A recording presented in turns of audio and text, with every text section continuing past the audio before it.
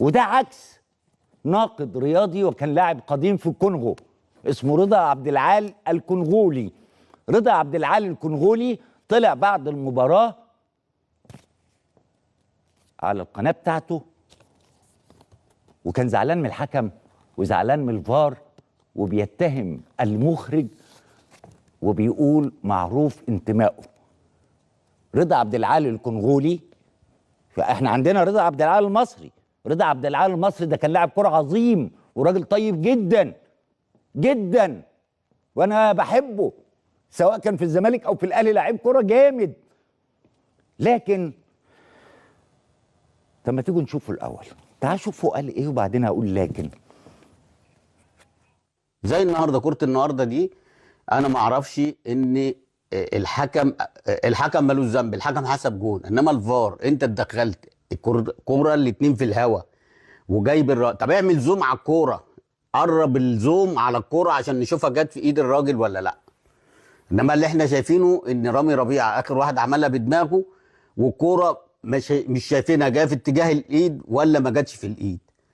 وطبعا اختلقوا وراحوا ولا ومش لا وايه واتلغى الهدف. اعتقد الهدف ده لو دخل كان سبب ازمه كبيره للنادي الاهلي وما كانش هيجيب الثلاث اجوان اللي هو جابهم بعد كده. رضا الكونغولي بيكذب.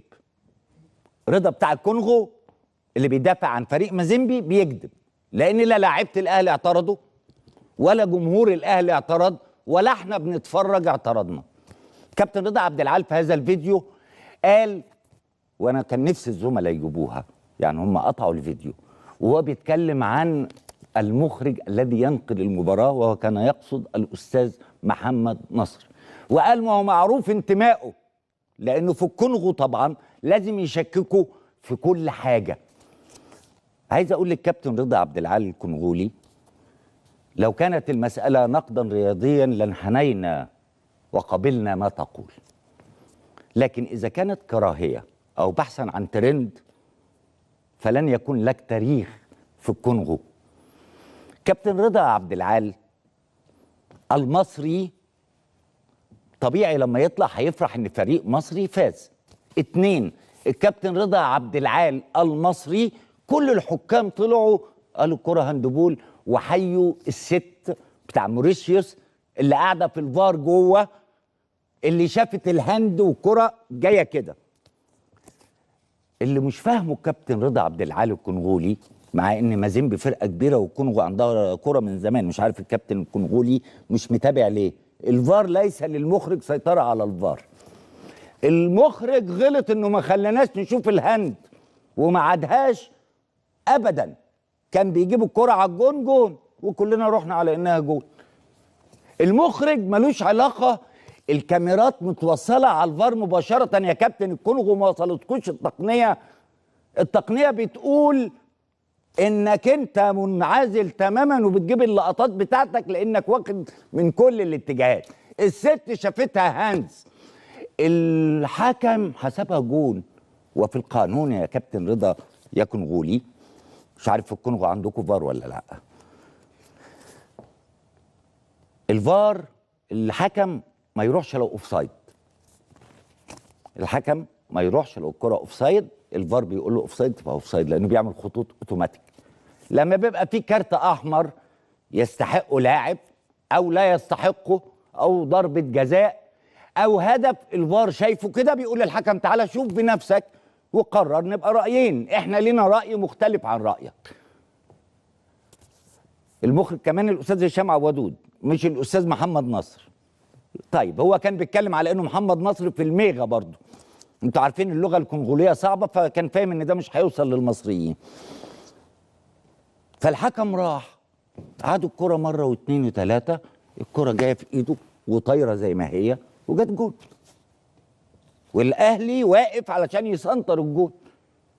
يا اخي يا اخي يا كونغولي، لو انت مصري هقول ماشي، ما الاهلي الترجي التونسي اللاعب دخل جاب الجون كده وما اتكلمناش، اعترضنا وما استفدناش حاجه.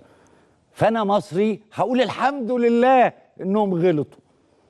لكن انت بتخاطب مين يا كابتن رضا؟ انت بتخاطب مين؟ بتخاطب مشاعر مين؟ انت مصر، هو انت بتكره الاهلي الى هذا الحد؟ انت 3/4 البطولات اللي واخدها مع الاهلي. انت خدت كام بطوله مع الزمالك وكام بطوله مع الاهلي علشان يبقى جواك كل هذه الكراهيه؟